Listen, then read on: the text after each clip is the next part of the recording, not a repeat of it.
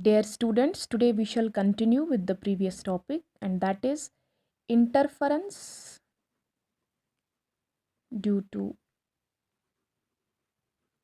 thin films.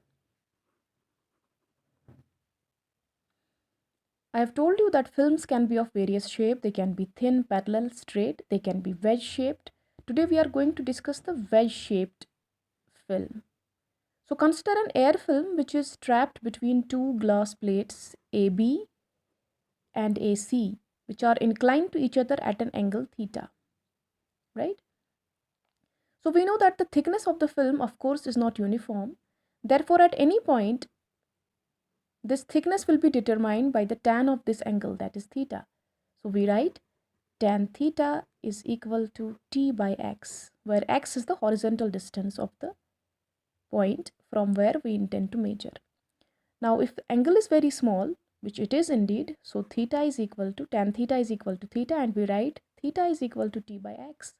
So t is equal to x theta, right?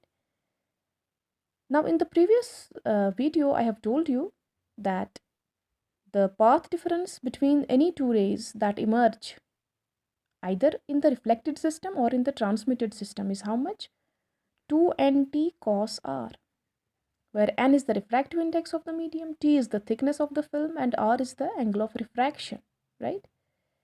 Now we will not repeat those things again because the scheme of derivation is exactly the same. Again, we have a set of transmitted rays, we have a set of reflected rays, right? And the scheme of derivation is exactly the same. So the path difference between the two rays comes out to be equal to 2nt cos r. Now you know that in case of constructive interference and in case of destructive interference, it was given by 2nt cos r is equal to m lambda. This was for destructive interference. Destructive interference giving us dark spots, right? Now since we are talking about an air film, so n will be equal to 1. We are also saying that the incidence of light on the upper plate AC is normal. It's normal. This part gets reflected. Then from this it again gets reflected, then transmitted, right? So we have a set of coherent rays, right? Since the incidence is normal, r is equal to 0, because we know that when a ray of light falls normally on a denser surface, it transmits directly. There is no refraction, right? So r is equal to 0. So cos 0 is 1. N is also 1. So we are left with 2t is equal to m lambda. For t, we can substitute x theta. So 2x theta is equal to m lambda, or x is equal to m lambda by 2 theta. Now, if we want to find what is the distance between two successive fringes, that means we intend to find the fringe width. That will be given by assigning different values to m. So you can substitute m equal to 1, m equal to 2. So what do you get? Fringe width beta is equal to x2 minus x1, or x3 minus x2, or x4 minus x3, right? That is how much? 2 lambda by 2 theta minus lambda by 2 theta. I have given values to m, 1 and 2, right? So this comes out to be equal to lambda by 2 theta. So that is the fringe width, right? So this is the case in case of destructive interference. But in case of constructive interference, what do we do? The condition here is changed. So that is 2nt cos r is equal to 2m minus 1 lambda by 2. Again, n is equal to 1 because we have chosen an air film for which refractive index is 1. Again, we have chosen normal incidence. Remember, this r is 0 because we are talking about normal incidence of light. Perpendicular incidence of light on the upper glass plate. So refraction is 0. Right? So again, n will be given a value 1, cos r will be given a value 1, t will be put equal to x theta. So it is 2x theta is equal to 2m minus 1 lambda by 2. Again, we will be assigning m different values, m equal to 1, equal to 2, to find the fringe width, right?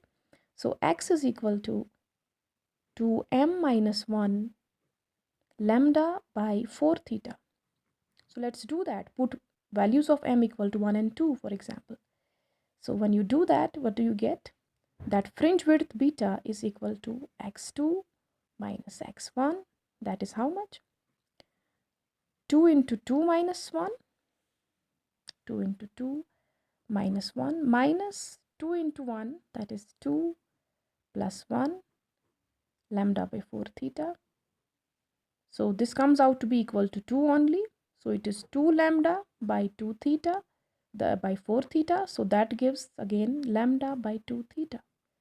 So these are fringes of equal thickness. That means fringe width is same.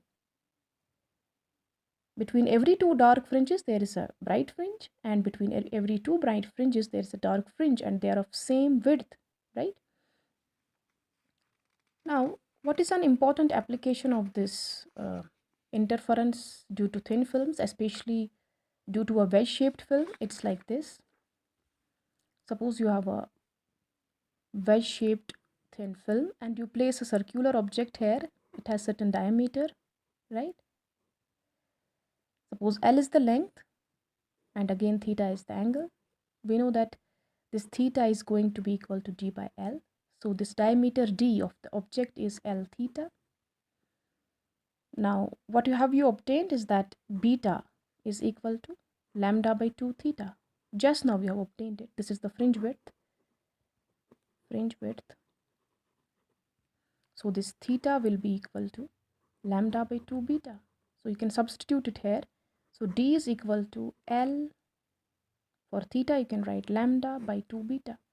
So this is an application in which you can find the diameter of a circular object that is placed at the open end of the wedge-shaped film. This is an application. There are many other applications as well. Now, what do you see in your day-to-day life is that soap bubbles, when seen in sunlight, are colored, right? Similarly, if an oil film is dropped on the surface of water and observed in sunlight, what do you get? You find various colors, different colors. And all those colors are because of interference due to thin films. And I think that gives you a fair idea of this topic.